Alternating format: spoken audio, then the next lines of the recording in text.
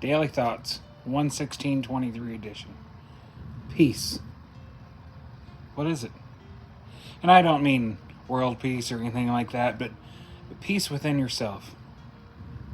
You know, if you're a godly person, if you believe in that or higher power or whatever your belief may be, it's a belief that you're never alone. You always have that person, that being, that feeling with you that you never walk alone, and that gives you peace. Maybe it's always having a loved one with you. Maybe their memory. Maybe a friend. Whatever it may be, know that you're not alone and let that feeling give you the peace that you need.